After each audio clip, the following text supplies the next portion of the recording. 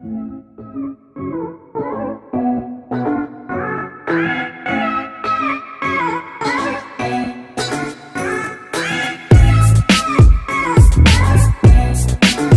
guys, welcome back to Class of Planning. You're with Rahul Sharma, your friend and guide. This class all about MEG 01 previous year papers discussion. काफी सारे students की मुझसे request थी कि sir please previous year के papers लेके आए, उन पेपर्स को लाकर डिस्कशन करें so that we can have an idea कि पेपर कैसा आता है, एग्जाम पैटर्न क्या है, उसको कैसे समझेंगे. Yes, I am having the paper series. मेरे पास अलग अलग पेपर्स हैं यहाँ, उन पेपर्स को हम डिस्कस करेंगे. One is as usually the complete RTC, the other one is a essay type paper. अब आपने कहा इन दोनों पेपर्स में कौन सा पेपर टफ होता है, सीधे सीधे दिमाग में काफी सारी चीज आती है कि सर इनमें से कौन सा पेपर डिफिकल्ट होगा और कौन सा पेपर इजी होने वाला है. हमारे लिए यहाँ डिस्कशन करना है. Along with that I am really coming here with the solution of complete RTCs. Reference to contest के कंप्लीट एक्सप्लेनेशंस को लेके आया हूं. इस वीडियो के अंदर वो डिस्कस करूंगा कि आप लोग आंसर कैसे लिखेंगे, क्या तरीका होगा आंसर्स लिखने का, वो भी यहाँ इस क्लास में डिस्कस करेंगे. तो डेफिनेटली क्लास थोड़ी सी बड़ी होने वाली है. आपने कहा क्लास थोड़ी सी बड़ी होगी तो हम चीजों को कैसे समझेंगे, how going to understand each and every point from the beginning till the last. पहले समझते हैं दो पैटर्न्स. एग्जाम पैटर्न दो हैं MEG 1 ब्रिटिश पोइट्री के. अब ब्रिटिश पोइट्री के दो एग्जाम पैटर्न तो दोनों समझते हैं सर. एक तो हो गया हमारा कंप्लीट आर्टिसीज. कंप्लीट आर्टिसीज, इसको थोड़ा डिफाइन कर देता हूं. That is reference to contest. This all about reference to contest. अब बच्चे काफी दिमाग लेके चल रहे हैं. MEG वालों का पेपर भी है ऑलमोस्ट 12 को, तो आज 10 है, ऑलमोस्ट एक दिन का टाइम बचा उनके पास. आपने कहा यार हम कैसे करते हैं पेपर प्रिपेयर, हम कैसे चीजों को क्लियर कर लेंगे, ऑन टिप कैसे कर पाएंगे. पहले क्लियर करना, पेपर का पैटर्न बहुत इजी है. Whether is come complete RTC या ऐसे टाइप पेपर आता है. आप बोलते हो सर दोनों को कैसे क्लियर करना है. Complete RTC, take an example. मेरे पास पेपर पड़ा है यहाँ पे, ठीक है. अब ये पेपर मेरे पास जो पड़ा है, इस पेपर के अंदर मेरे पास 10 क्वेश्चन हैं, जिसमें आपको पहले लिखा आएगा attempt all the questions, each question carry 10 marks, explain the passage below with the reference to their contest, supplying critical comments where they necessary. See where there was necessary. जहाँ जरूरत हो वहाँ क्रिटिकल एप्रिसिएशन दे, नहीं तो जरूरत नहीं है. तो तीन चीजें आपने दिमाग में रखनी है. आपने कहा सर हम क्वेश्चन को पढ़ेंगे, हम रेफरेंस देंगे, then will come to the contest, उसके बाद एक्सप्लेनेशन पे आएंगे. That's the easy one. तो यहाँ पे हमें क्वेश्चन दिए हैं. क्वेश्चन 1 2 3 4 5 6 7 8 9 10 ऐसे कुछ क्वेश्चन दिए.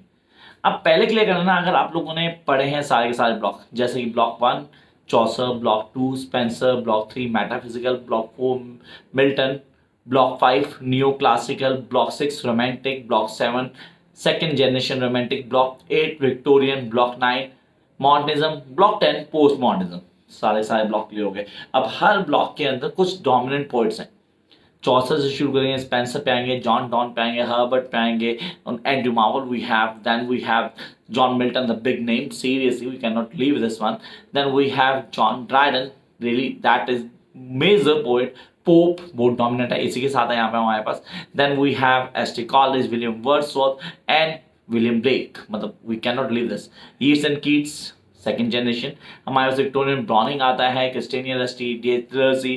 Now and so we do have one of the more dominant writers series जो आने T.S. Eliot आ गया, Yeats आ गया, and then jump up last one Sylvia Plath, Philip Larkin, Oscar Wilde. अच्छा यार ये थॉमस डायलॉग भी है हमारे पास. ये सारे पोइट हैं जो डोमिनेंट हैं. मैंने ऑलमोस्ट आपको सारे इंपॉर्टेंट पोइट बता दिए जो आपको पेपर के लिए तैयार करने. अब आपने कहा ये मैंने ब्लॉक वाइज याद किया. मेरे पास क्वेश्चन आता है फर्स्ट ब्लॉक से, तो मैं पहले फर्स्ट ब्लॉक में जितनी पोइट्रीज हैं उनको याद करूंगा और देखूंगा भाई या तो फर्स्ट ब्लॉक में चौसर से क्वेश्चन आएगा, कंफर्म चौसर राइटर, दूसरा तो है नहीं, सेम स्पेंसर का ही राइटर होगा. अब उसका कौन सा टेक्स्ट है ये आइडेंटिफाई करना. मतलब सीरीज से आप क्वेश्चन 6 करो तो 6 ब्लॉक पे जाओगे, कौन कौन से पोइट है, कौन सी पोइट्रीज है, वो याद में करोगे और आप लिख दोगे. आपने कहा कैसे लिखेंगे, how will going to write down. I tell you how will going to write down the answers. सबसे पहले हम टेक्स्ट को पढ़ेंगे. जैसे क्वेश्चन यहाँ दिया हुआ था, मुझे नहीं पता है क्वेश्चन कहां से लिया गया. कहता where was heard the mingled measure. I repeat, where was heard the mingled measure from the fountain and the case. From the fountain and the case. I hope आपको लिखा हुआ दिख रहा है. I repeat, आपको लिखा हुआ दिख रहा होगा. तो जो मैं लाइन बोल रहा हूँ इसको आप भी एनालाइज करने की कोशिश करना. कह रहा where was heard the mingled measure from the fountain and the case. It was a miracle of rare device. Yes, it was a miracle of rare device. A sunny pleasure dome with caves of ice. A sunny pleasure dome with caves of ice. Sir मैंने इसको पढ़ा और पढ़ते हैं दिमाग में click हुआ कि यार ये तो कौन सा क्वेश्चन है सीरियसली। ये क्वेश्चन नंबर था मेरे पास, that really important, question number 6 था। अब क्वेश्चन नंबर 6 था तो क्वेश्चन नंबर 6 मेरे दिमाग में कौन सा ब्लॉक है।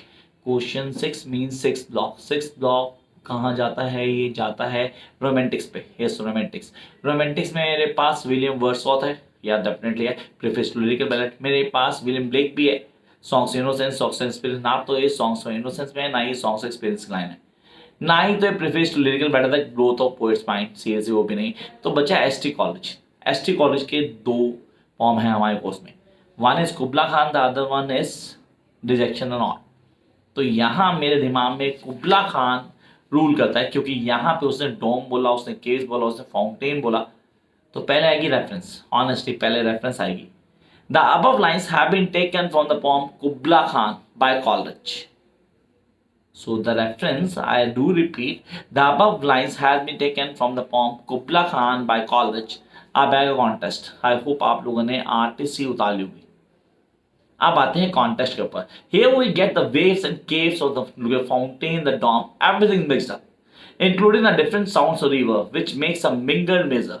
All the mingled shows us in the rhyme and the meter of the poem too.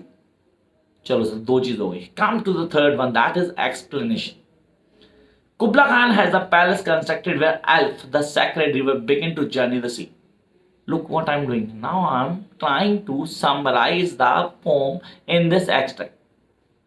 यही आपने करना।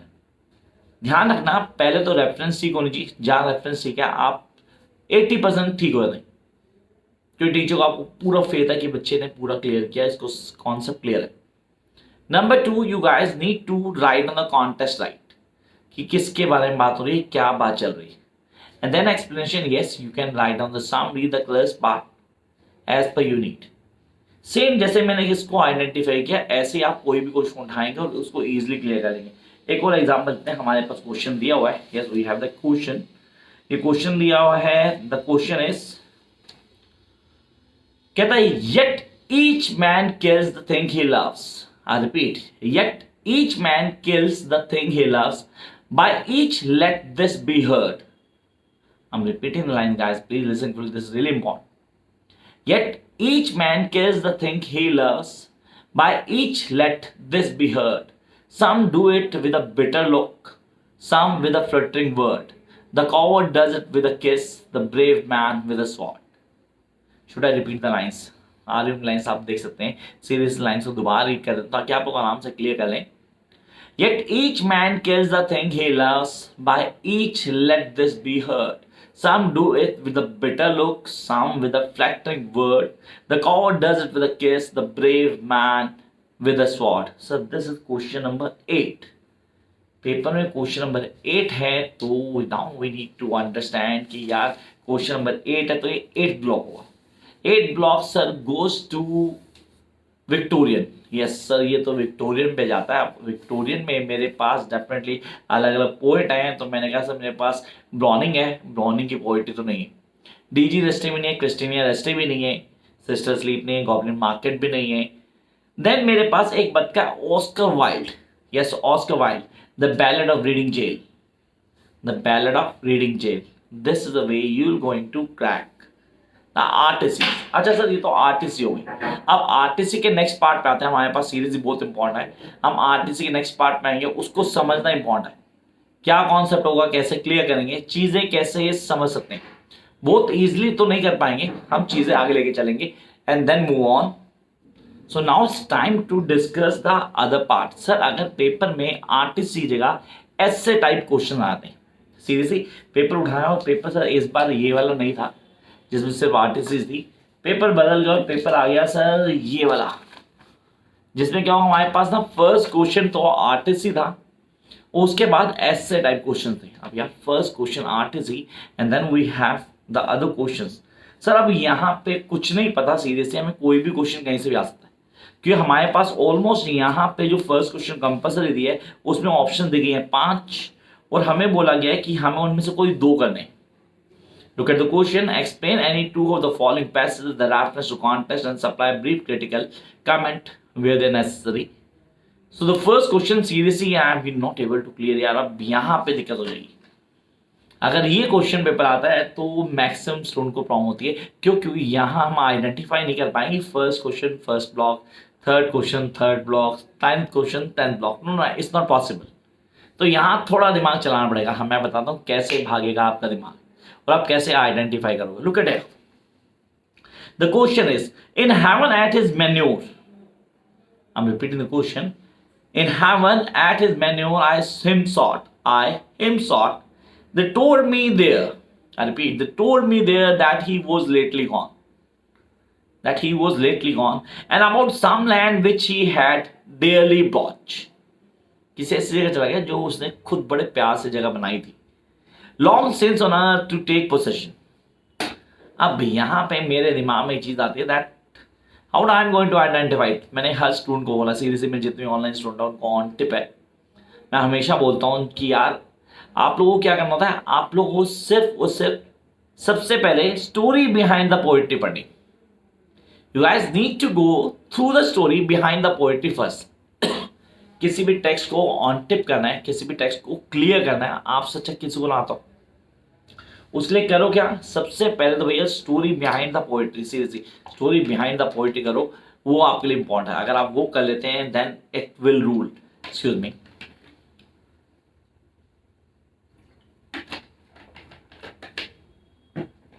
सॉरी यार ना। अब यहाँ पहला पॉइंट हमारे पास आता है कि यार सर क्वेश्चन आ गया मेरे पास, should I repeat the question. मेरे ख्याल से आप लोगों ने पढ़ लिया होगा, नहीं पढ़ा तो एक बार दोबारा कर लेते हैं।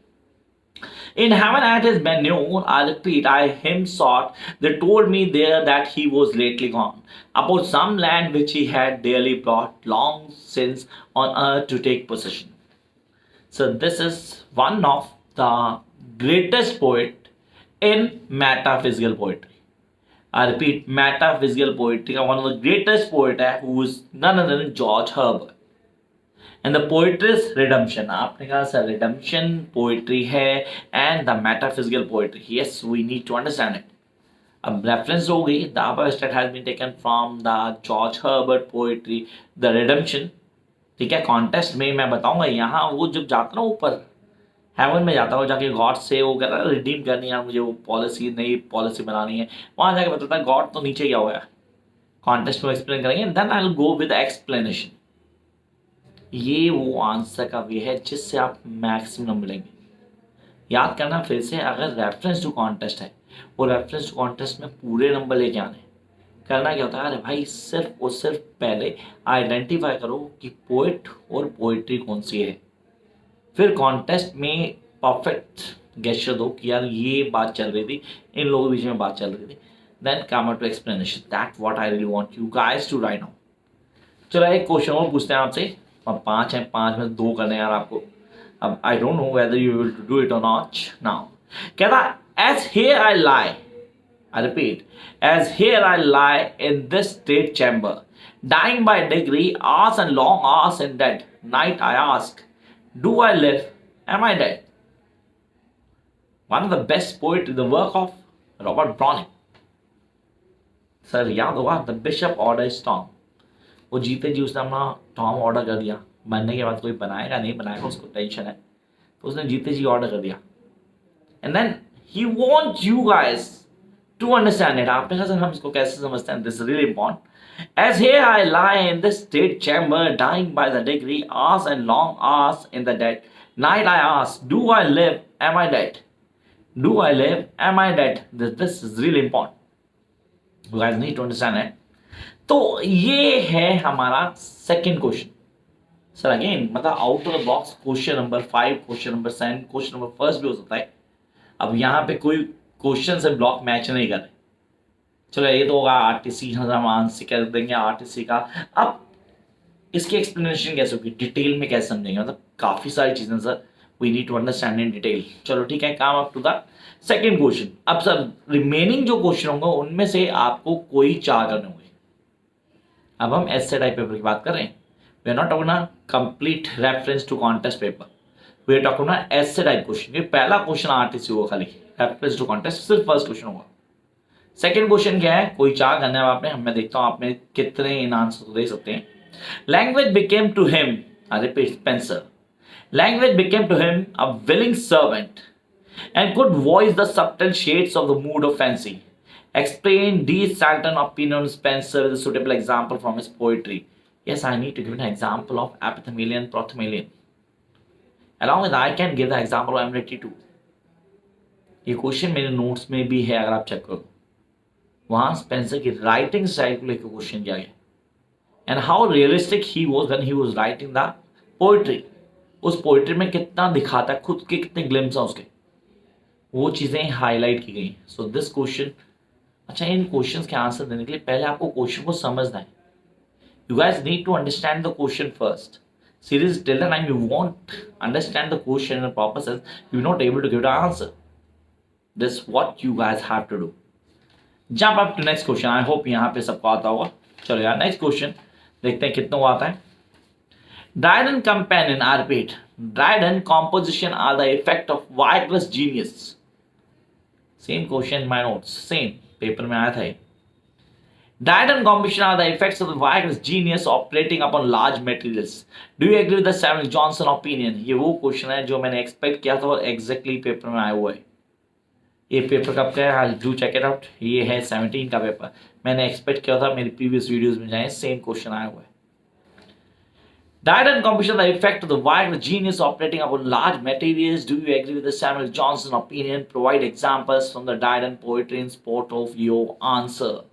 So again here we have a question about the writing style of Dryden. John Dryden, the writer of Maclecknoe. Okay जी, next question. For William Blake, childhood is both itself and a symbol of state of soul, which may exist in maturity. Yes, which may exist in maturity. Comment on Sir Maurice Bound criticism in the light of your reading of Blake. Sir, पहला question आया reading के बारे में, series comment आया हमारे पास Spenser पे. Second question आया हमारे पास ड्राइडन की राइटिंग पे. थर्ड क्वेश्चन आया ब्लेक की राइटिंग के ऊपर. सो ये तो basically analysis of the writers आ गई, मतलब पोएट्स की एनालिसिस आ गई. नेक्स्ट वन, अब विक्टोरियन आ गई. The great Victorian poets lack the fire and passion which we find in poets of romantic revival. Sir यार विक्टोरियन और रोमांटिक रिवाइवल में डिफरेंशिएट आ गया. But the excel in breadth of outlook, variety of method. Discuss. So now we do have Victorian, we have romantics. अगर earlier मैं बोलूँ तो आपको romantics में विलियम ब्लेक आया, उससे पहले मेरे पास स्पेंसर आया, उससे पहले मेरे पास न्यू क्लासिकल से जॉन ड्राइडन आया. Come up to the question number 6. Comment on the influence of Indian scriptures on T.S. Eliot poetry with a special reference to the wasteland. The wasteland, Om Shanti is written in that last part. आप कहते हो sir उसको कैसे लिया गया, उसको कैसे use किया, उसका सिग्निफिकेंस क्या था, what he was trying to put और really explain through using that Om Shanti and Om Shanti. तो ये हमारे लिए बहुत मैटर करता है. How we going to write on the answer, उसको कैसे अटैच करते हैं. Come up to the last question. This is the key, seriously this is the key. जिन्होंने पूरे पेपर को अच्छे से पढ़ा वो ये आंसर आराम से कर लेंगे. मेरी ऑप्शन में यही होगा. Critically evaluate any one of the following form. Sir ये मेरा फेवरेट है. First, The Garden, John Dryden. The Blessed Damozel. Already sir हमने पढ़ा है Blessed Damozel, एक नहीं कितनी बार पढ़ा है सर. हमने एल पेंसेरो पढ़ा, सर हमने एल एलिग्रो पढ़ा, तो सर ये भी तो पढ़ा होगा ना आपने. नहीं, the bishop orders tomb in the saint Praxed's church. Sir इसका तो आरटीसी में भी हमने डिस्कस की थी. Then and that shall have no dominance, one of the best poetry in your course. And the last, Lady Ledger's The Work of Silver Plath. तो यार ये कुछ क्वेश्चंस हैं जो हमें प्रिपेयर करने. And how you guys really going to prepare these questions. तो यहाँ हमने क्या क्या डिस्कस किया. हमने डिस्कस किया एग्जाम पैटर्न और MEG1 whether it's in complete reference to contest और essay type paper. Then we have the other part series, उसको भी डिस्कस करना बहुत इंपॉर्टेंट हमारे लिए. वो था कि अगर essay टाइप पेपर आता है हम लोग आंसर कैसे लिखेंगे. Then there is a big question sir regarding how to write down the answer of reference to contest. तो रेफरेंस टू कॉन्टेस्ट का आंसर कैसे लिखना है पूरा मैंने बताया. क्या चीजें हैं जिनको हम फॉलोअप करेंगे. एज एग्जाम्पल सीरीज इसको एग्जाम्पल की तरह फॉलोअप करेंगे. चीजें आइडलाइज होती हैं, हम कैसे समझते हैं. समझने का बेसिक मोटो क्या रहेगा, किन को फॉलोअप करोगे आप and how you are going to excel in this. ये सारी चीजें आपके आंसर में होनी चाहिए. तो बिगिनिंग से लास्ट अगर देखें तो MA इंग्लिश का paper British poetry dominant paper, इस पेपर को हम कैसे प्रिपेयर करेंगे, पेपर को प्रिपेयर करने के बाद कैसे आइडियलाइज वे में प्रेजेंट करेंगे और कौन कौन सी चीज़ें हमें आंसर में डालनी है, इसका ध्यान रखेंगे। Catch you very soon with a new video just for you guys.